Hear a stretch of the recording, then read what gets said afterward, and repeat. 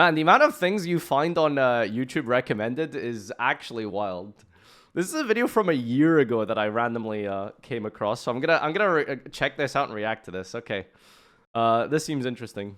This is a peripheral monster. Oh, Peripheral monsters take inspiration why do we have this like hyper zoomed in picture of a projector? from projectors. They are specters that materialize through the willpower of their pupils. Huh? To peripheral summon a monster, you must use materials on the field whose attack and defense equal or exceed the attack and defense of a monster you wish to peripheral summon. So is this like synchro summoning but with stats? That's kind of cool. So, by using Elemental Hero Sparkman and Bercinatrix, you could peripheral summon Magic Lantern Peripheral Dragon.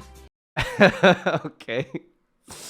Alright, what is this layout though? Magic Lantern, Peripheral Dragon, Fire. Gains 1,000 attack. What is this random box here that has a 0 in it? Peripheral Dragon, 2+ monster. This declares an attack after damage count, inflict damage to your opponent equal to half the sum attack of its pupils. When he said pupils, I thought he was talking about like irises of your eye, like not like students, right? The materials remain on the field. Holy crap. He's like inverted the color lighting here. Becoming pupils. While they are pupils, the players, game, and cards cannot interact with them, unless stated on the card. Oh, what? So these are all just unaffected? While pupils are on the field, they cannot attack or be attacked, cannot be used as material, cannot activate or apply their effects, so in the short of it, they do not exist. They are simply vessels for the peripheral monster that still occupy a zone on the field. Magic Lantern Peripheral Dragon has an effect where, if it they're just like XC materials that hold a zone, I guess, right? If you think about it. attacks, it can inflict damage to the opponent equal to half the sum attack of its pupils. With the previous example, it would be able to inflict 1,400 damage. While you inflict damage to your opponent equal to half the sum attack of its pupils. Okay.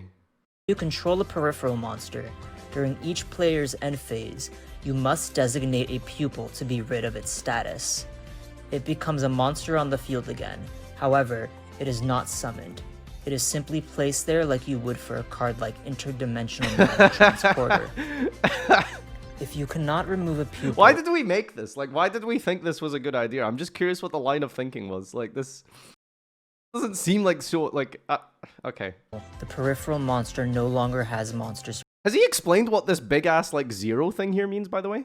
to project its image, so it returns to the extra deck if it cannot fulfill its maintenance cost. Oh, okay, so just Lastly, peripheral oh, here we go, here we go. monsters have a burst number, A burst number. Oh my god, I'm gonna burst, dude. which is an effect they unlock when that number matches the number of pupils it has.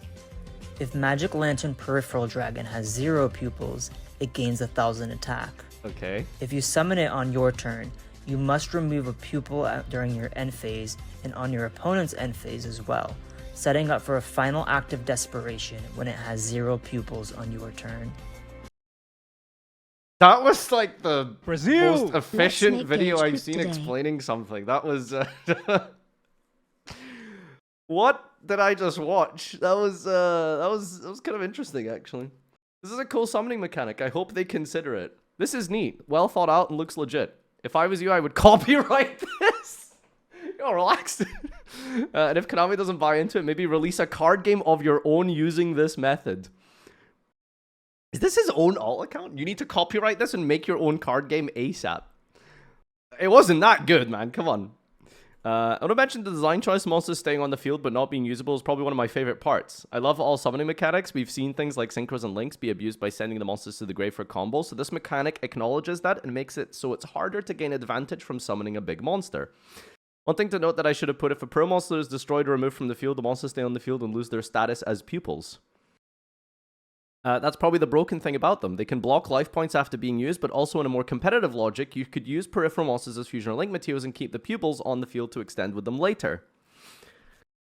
I mean, it's not like that, what's the word? It's interesting, at least. It's not boring, I'll give them that. Just feels a little convoluted. I'm not sure if Yu-Gi-Oh needs more more summoning mechanics. I give this a 6.5 out of 10 idea. It's above average, honestly, compared to what we've seen.